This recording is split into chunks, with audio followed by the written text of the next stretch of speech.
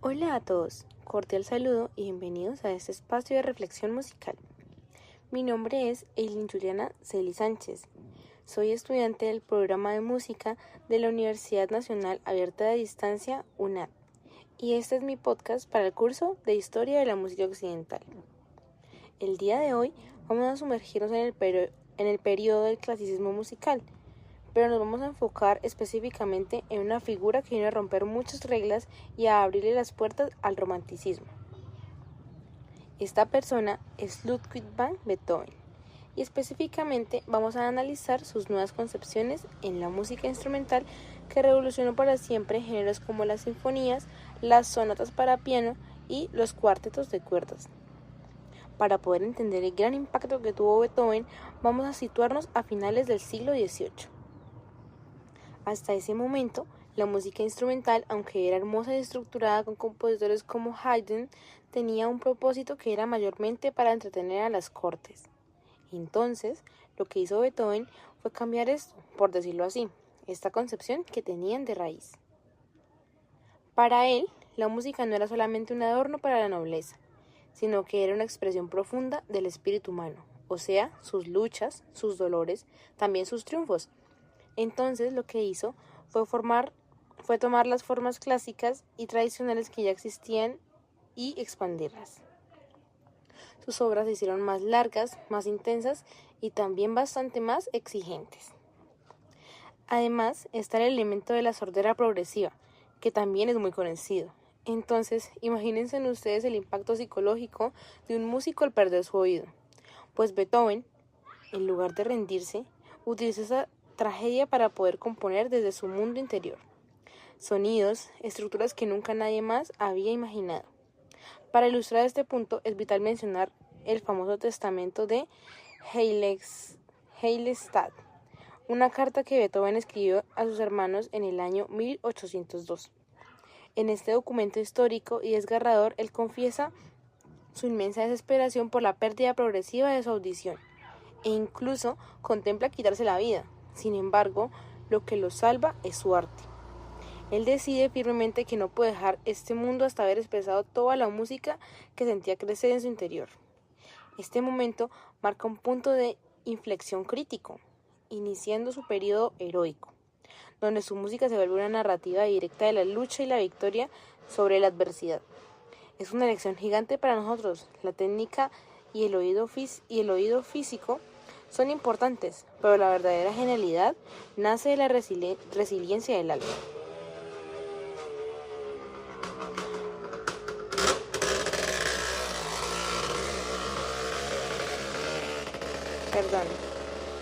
Ahora vamos a hablar de las innovaciones que tuvo Beethoven en la música. Beethoven fue muy grande para estas sinfonías. Mientras que Haydn compuso más de 100 sinfonías, Beethoven compuso únicamente 9, pero cada una de ellas representaba, por decirlo así, un universo entero.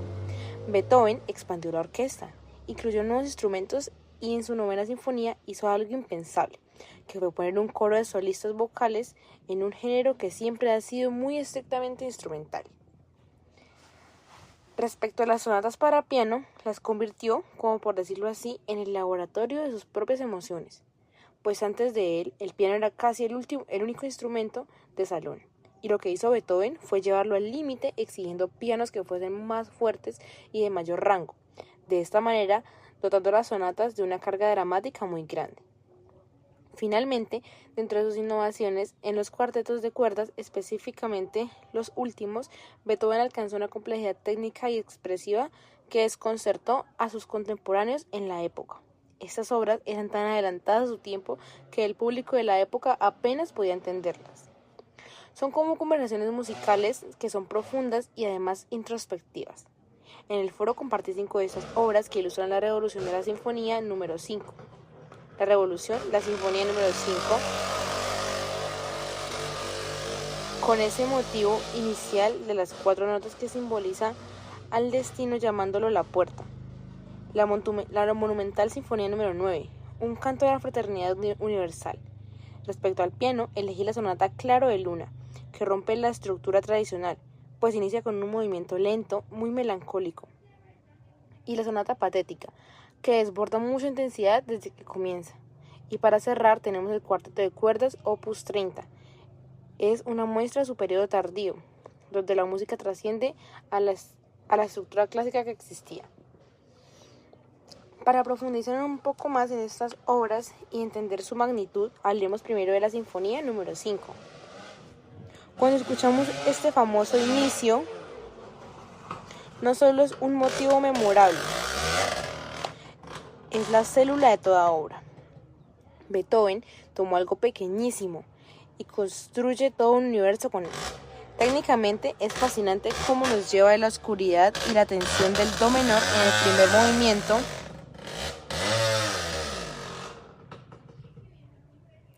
hasta una explosión de luz y triunfo en el do mayor del último movimiento, contándonos una historia de superación personal a través de los instrumentos. Luego tenemos la Sinfonía número 9, que es literalmente un antes y un después en la historia de la humanidad. Beethoven ya estaba completamente sordo cuando la compuso, lo cual la hace un milagro absoluto. Él decidió que los instrumentos ya no eran suficientes para expresar su mensaje, así que en el cuarto movimiento introdujo voces humanas cantando la Oda a la Alegría. Esto rompió todos los esquemas de lo que debía ser una sinfonía, convirtiéndola en un llamado a la hermandad y exigiendo una complejidad orquestal y coral sin precedentes. Además de estas dos obras maestras, es importante notar cómo Beethoven alteró la estructura interna de las sinfonías a nivel general. En el clasicismo tradicional de Mozart y Haydn, el tercer movimiento solía ser un minueto, que es una danza elegante y ligera de origen cortesano. Beethoven decidió reemplazar ese mínimo por el scherzo, una palabra que en italiano significa broma, pero que en sus manos se convirtió en un movimiento rítmicamente impetuoso, lleno de energía e incluso de rebeldía. Esto demuestra cómo él desmanteló toda la música de salón para construir una música diseñada para teatros de conciertos masivos, cambiando para siempre la relación entre la obra, la orquesta y el público. Si pasamos al piano, la sonata Claro de Luna es un ejemplo perfecto de su rebeldía. Una sonata clásica normal debía empezar con un movimiento rápido y estructurado, pero Beethoven decidió iniciar con un lentísimo movimiento lleno de arpegios que crean una atmósfera casi hipnótica y oscura. Al interpretarla, uno siente una libertad expresiva que se aleja de la rigidez de las cortes, exigiendo una inmensa conexión emocional y preparándonos para el torbellino de su tercer movimiento. Con la sonata patética, Beethoven nos regala otro nivel de dramatismo, desde el primer acorde, que es pesado, denso y sorpresivo. Nos avisa que la música exige atención total. Hay silencios que cortan la respiración y un contraste brutal entre partes muy rápidas y otras muy lentas. Como estudiante de música, enfrentarse a la patética es un reto porque nos obliga a entender el dolor y la pasión del compositor, sacándole al piano unos colores y una fuerza impresionante. Por último, el cuarteto de cuerdas Opus 30 es una ventana a la mente de un genio en sus últimos años.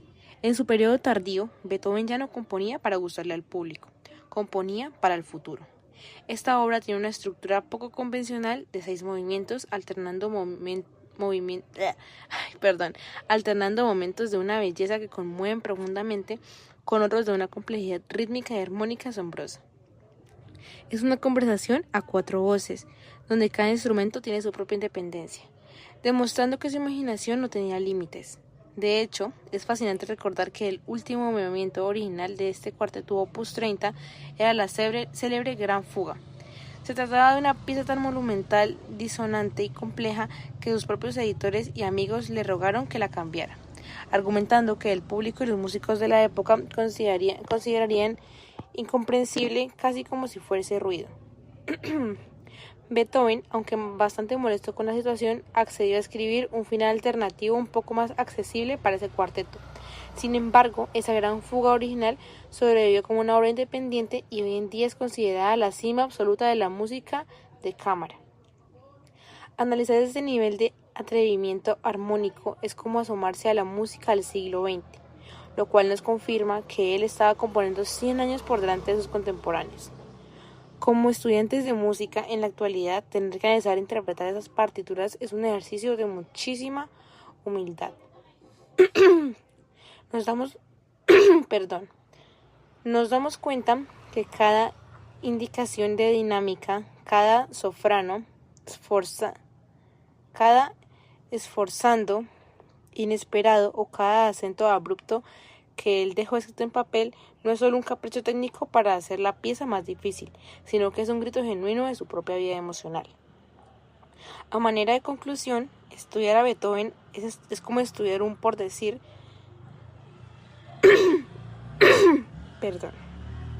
A manera de conclusión, estudiar a Beethoven es estudiar como por decirlo, una liberación o una transformación de la música. Beethoven demostró que el instrumento no puede ser únicamente una herramienta técnica, sino una extensión de las propias emociones de la persona, de quien toca, de quien compone y de sus concepciones de la música.